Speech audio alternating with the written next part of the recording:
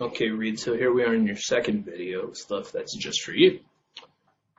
Let's start with something I touched on in the other video, which is, just your new process for how I'm about to play is just check yourself on both arms and not correct this way. Cool, so, watch the how to hold the guitar video before you get into this. So we have unilaterally, almost 100% of the time, we're strumming down on the downbeat, up on the upbeat. So while it sounds cool to go, if I'm going, that's down, down, punctuating it. And like we said, it's like when you have this natural sense of just going this, that, going, makes a lot more sense. So as a drummer, this will like something like that. We're down on the downbeat, up on the upbeat. When we're playing funk, that's a good example. I'm just like the entire time, and I'm just going play, click, and play. So it'd be tempting to like accent that with more ups and downs, but it's all just there you go. That's us with strumming. And wanting it to sound like. So yeah, if you're gonna go bass, then it is that limited range of motion, and then it's like you wind up for a regular strum. First assignment would be just play this like a tuned shaker, like we were talking about. A good one's E to A sus2, which is just you leave the second string open. A, just being like.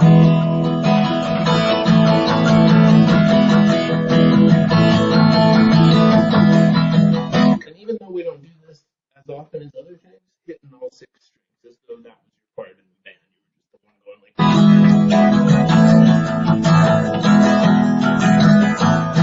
etc. So try to actually just go down and up, even though we're going to do something more interesting, even if you just spend 15 minutes. Please pause the video, work on that. Great. I'm just looking at what we were just doing.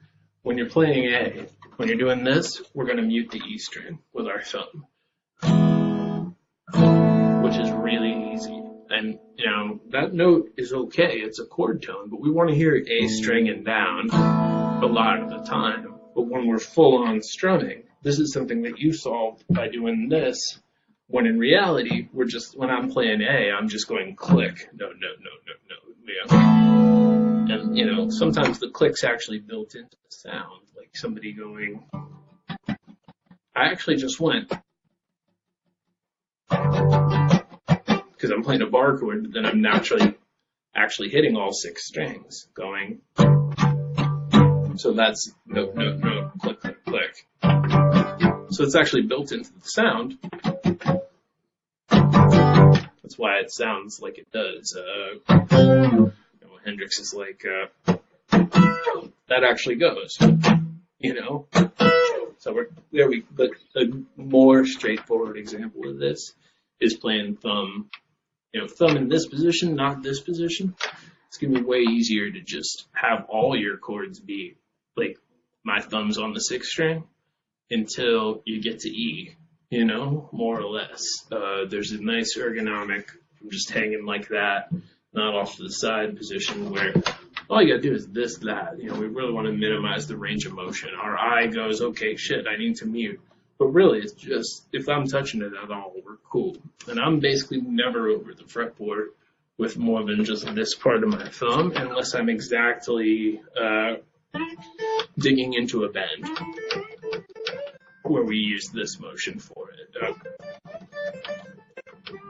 But that said, I'm pretty much just chilling here with all that stuff. Great. So right hand wise and left hand wise, now we've discussed rudimentary things for fixing your technique. So now let's talk about some chord voicings that we discussed. We'll just start with first position chords. Troubleshooting. Just going alphabetically, like E, you're good. F, we talked about how really easy to mute the bass string, or that perhaps when you're in this position that we're playing in now, that playing bar chords is easier. You're already pretty good at them. I think something just happens when you play F, where if you just consciously thought about pushing down a little harder, like when you play G, you can pretty much nail it, but it sounds totally fine to, and the reason you felt like you cannot play thumb bass notes is that you couldn't like this. I can't either. But back here, you actually can. If you decide that you're going to play F like this, not like this, and there's songs where you totally want to, even if you do both, because we're going like, or something like that, you know. So it's totally, you know, and it's totally fine to just use it to mute, but I think you'll find in your new position that if you did want to play thumb bass, that you'd have a much easier time doing it, not like this, but like this. And then hopefully that'll translate to when you're standing, but let's focus on doing this seated in the immediate. Cool. So, F, G. At some point, it's just going to go that you need to learn G this way. There's just so many songs where C and G are in a song together, and accordingly, we see maybe 90% of guitarists playing G this way and this way, depending on the context, you know? Pretty much this G is for the 4-finger G, including that note. And there's, you know, as you've seen, contexts where it's like, where you actually need to do that. But we didn't really approach that. And if you're going to, and you know the chord G7 already, think of it as an alternate version of G7. Like I'm playing G7 and then I get my pinky involved or something like that, rather than I have to relearn G. But we didn't actually talk about that during the lesson. So A chords. One of the things we identified you liked, going back to F, was the sound of this major 7 chord.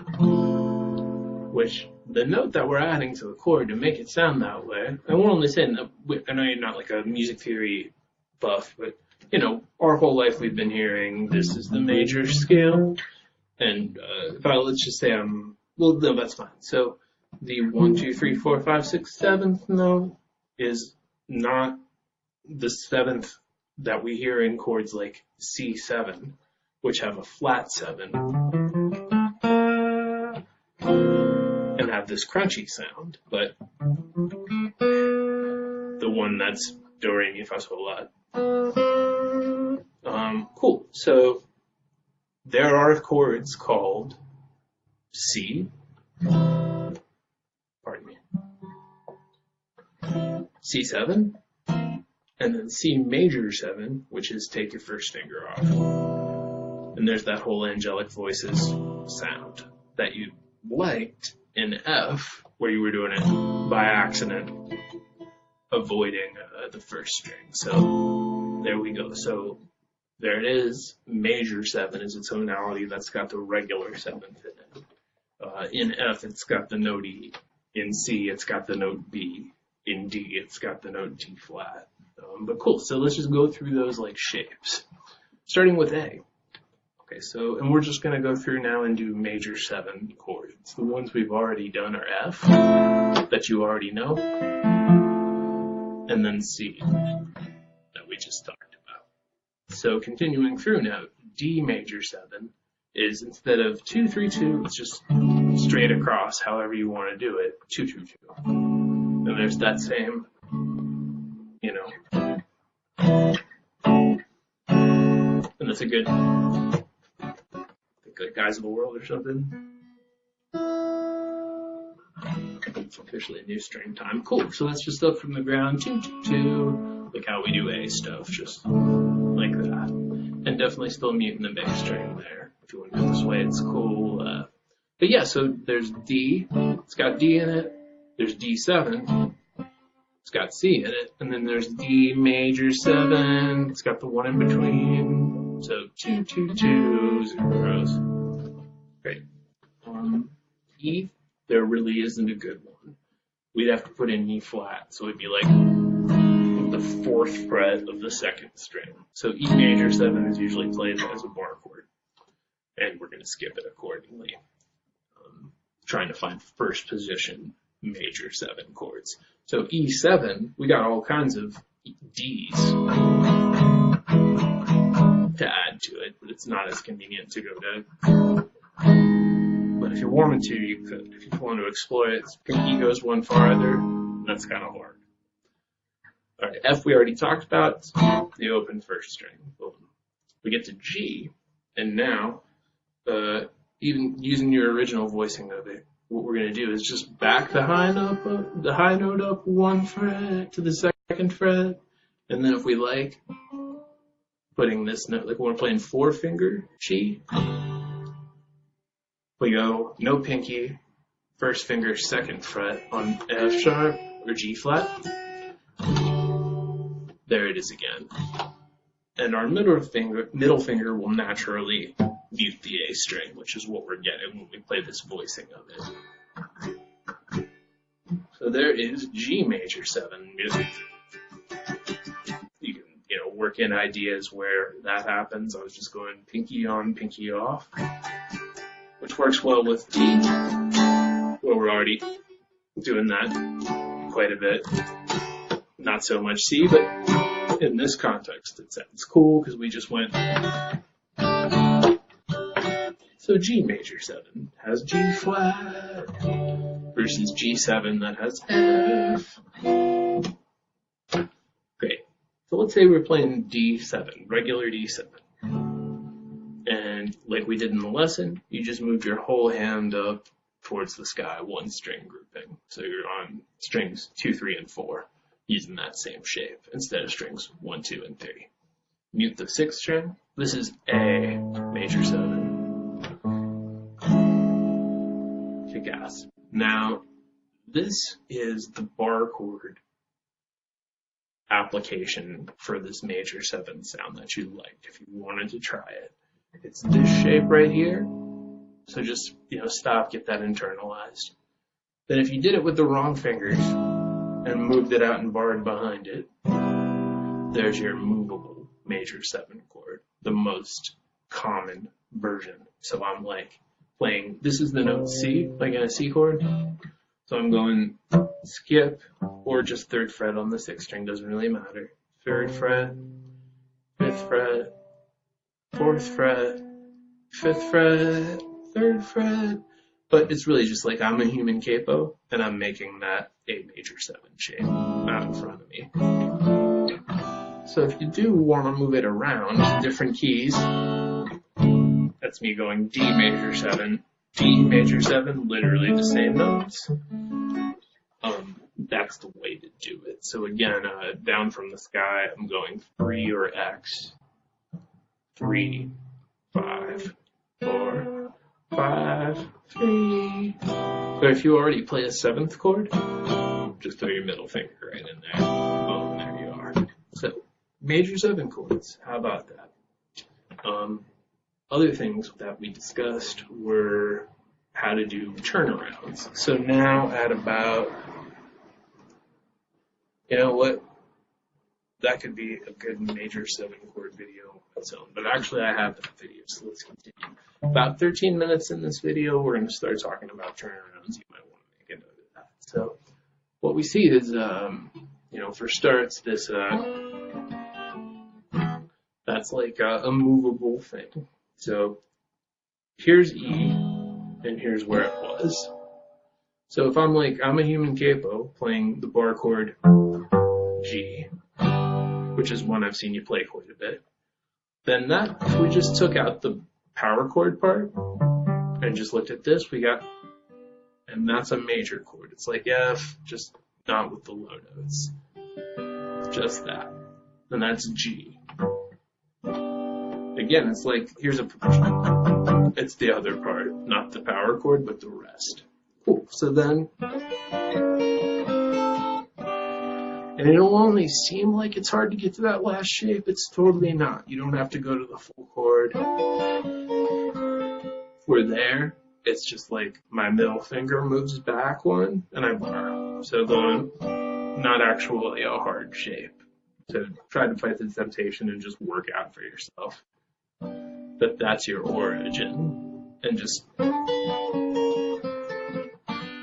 end with that. And that's, I actually did that without even thinking about it, hammering on into it. We got a lot of, great. So that works in every key, and I think you're pretty psyched about that one. A, cool. So there you go, tear that up. I think in E we decided that you wanted to go or something like that in your turnaround. So the note B, like when we're tuning, 4th fret of the G string. If I play that with the 2 high strings and just, it's the same. So your whole has all this. Like if you ever learned Hey Joe or something, but yeah, there's this whole, and we're talking about the key of E here, that I can go, if we look at it, it's that same shape that we were using in G. But either way, hey, mainly this is a fun thing that we can do in E. Or like, we'll figure out what you were actually hearing. But yeah, cool. And then in G, that also works. So that's one more thing we talked about. Was trying to, and that's a fun one.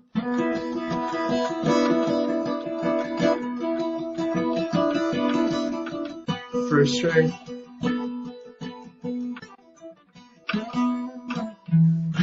So yeah, that's like, in the key of E, there's a bunch of tasty stuff there. But anyway, in any key, we've got this. So we also want to know how to do. So if we looked at this, in the same key in G, I'm going the G, just G major, the 1 chord. Then I'm just going just 2 notes on the 3rd and 1st string. And this is like your D7 shape, as though you were going. We're just going to take out the 2nd one in that series and just go, I'm going up, right on the dots, and I'm going back. And that is a lot of like Dylan song. And of course, like, etc. So the reason we're talking about this is that you already go, and that could be, which actually is cooler up the neck, but there we go. So we go, or we go like, now in A.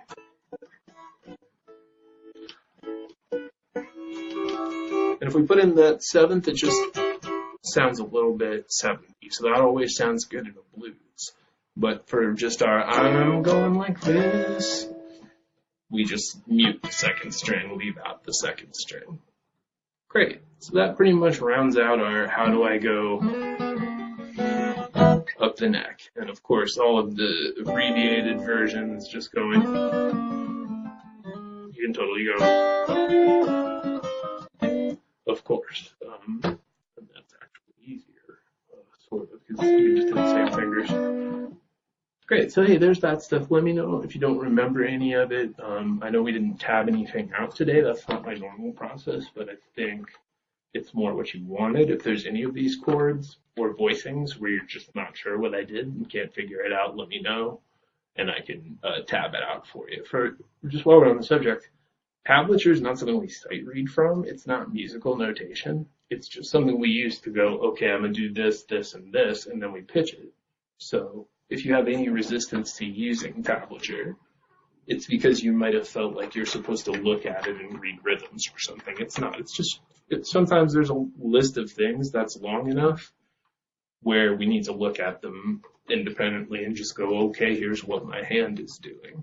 Tablature actually predates written music because it always went which string, which fret on stringed instruments before there was, diatonic scales or anything like that, like ancient music instruments. But that's neither here nor there.